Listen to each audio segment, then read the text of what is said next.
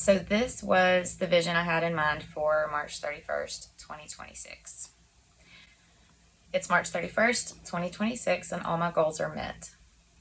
I roll over in bed and am excited to start the day. It's 6:30 and I woke up 30 minutes before the alarm, just in time to catch the sunrise on a walk with Ruby. Spring is here. I brew a cup of French press coffee and pour it into my travel mug before calling Ruby to leash up. We walk down the road to the hilltop to watch the sun start the day. The birds sing along with the breeze. My morning starts with stillness. After Ruby and I finish our walk, we head back to the camper to make breakfast and do our morning stretches. So that was what I wanted yesterday morning to be like for me if I met all my goals, which was to quit smoking and have a better routine with Ruby, and improve my sleep was another thing I was trying to work on, but quitting smoking was the big one. So this is what I envisioned. This is what my life looked like back then and what it would still look like if nothing had changed. I jolt awake and grab the phone to check the time. Yet again, I avoided sleep last night, stayed up until 2 a.m., overslept by an hour, and need to head out for work in 45 minutes. The stress of being rushed is more than enough motivation to drive me straight to the microwave to reheat the coffee I did not finish drinking yesterday and out the door to see how many cigarettes I can smoke in 15 minutes. That was me. I feed Ruby her breakfast before going out. After 3 cigarettes in a row, I check the time and quickly convince myself I can shower, get dressed, and walk Ruby in a half hour. Really. Since starting this journey, I did not successfully quit smoking, but I am much closer to quitting, and this was how I spent my morning yesterday. It's March 31st, 2026. What moment are you living and why? What did you learn about yourself in the process? Here we go. I'm not where I planned to be on this day, but my current reality isn't too far from the mark.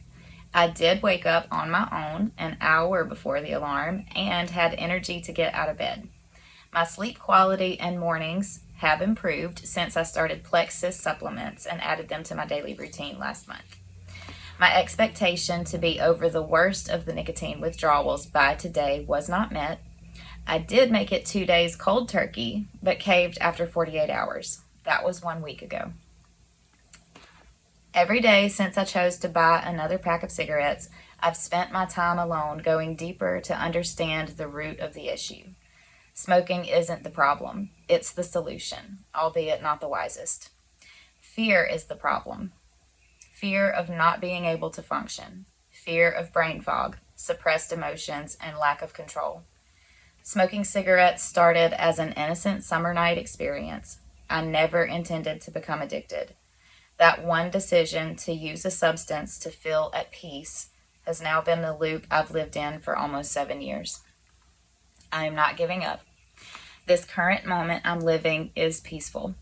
Ruby is napping in the chair next to me after we had our healthy breakfast and coffee. The weather is perfect today, and I'm enjoying the sounds of my wind chime and lots of happy birds on the other side of the screen door. I haven't smoked since 7:30 last night, and so far I am doing well. The day after I caved last week, I purchased a 21-day hypnosis app membership and have been diligent to listen to the 15-minute session every night before falling asleep. The consistent statement to open each session is this: I choose to breathe freely. That is what I'm enjoying the most in this present moment. I am breathing freely. So this is how we'll end all of our quarters. So it's March 31st, 2026, and all my goals are met. I walk out on the beach with zero makeup. My hair is naturally wavy, clear skin, and the sand isn't hard to walk on. My heart feels light. I'm not weighed down. I've learned new stress management. I'm functioning within my skills and passions, and I've taken steps and have a journal filled with God moments where He blessed it. My song was glad and released earlier that month and receiving some airplay. Sayla runs after a seagull. This is me watching. She and I have been swimming. She can almost go without floats. I'm shooting a song cover on the beach tomorrow morning, and I'm evaluating in the fall for on a guitar. But all of my songs are digitalized, and I'm releasing books and songs. That is an outpouring of the lifelong wrestle and support in hopes that it shines light in the gray and foggy areas. My Facebook marketplace is now consistent and dependable return. I did not put this in my notes. I have sold everything that I posted on Facebook Marketplace, so that was a win. And I have found a way to digitalize my files. Side note. Okay, this is what I wrote at the beginning of this quarter if March 31st, 2026 and nothing has changed. I roll out of bed, grab a baggy t-shirt and shorts and makeup. I badly want to have a beauty routine that doesn't cover or expose, but just is, easy and light. I haven't stayed consistent to tape my fingers, and I feel pain and fatigue from the inside out. The beach is the most revealing place on this earth to me, but yet the place my heart beats and breath sink with the heavenly pace. Insecurity hides out of self-preservation, and I've self-preserved into a jail of my own making. These thoughts weigh down every step towards the ocean. I waddle like a penguin, heading for the water rather than a Christian Baywatch bodyguard. I want to sing and write, but all of my writing is typed in boxes at home where they have been since 2007. That's when I started writing. Okay, so those were like my perceived, where I was hoping to go, and then where things would happen if nothing changed. And so this is reality. It's March 31st, 2026. What moment are you living and why? What did you learn about yourself in the process? I'm sitting on the back patio, rocking back and forth in my pollen-covered Adirondack chairs. Texas feels like Hawaii. Blue skies, breezy. I watch the leaves of our tree reflecting on quarter one, reminding myself this process is an assessment and not a stick to beat me down. I'm committed to growth and this process. I didn't consistently keep all three goals at the same time. I found if I focused on one, the others suffered.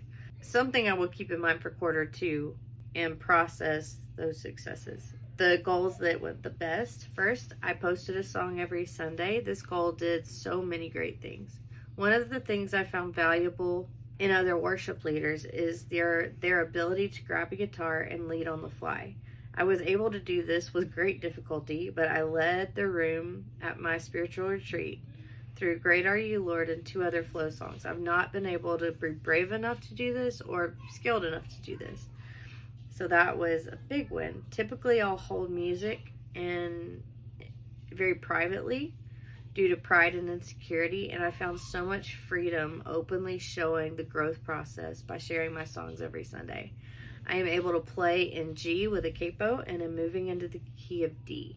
I have a digital system to gather all of my songs in one place and looking to grow more familiar in demos and sharing more of my original songs. Pay off the lowest credit card on debt payoff. This went backwards. Quarter one was a roller coaster of hope and disappointment, trying to interview in the current market.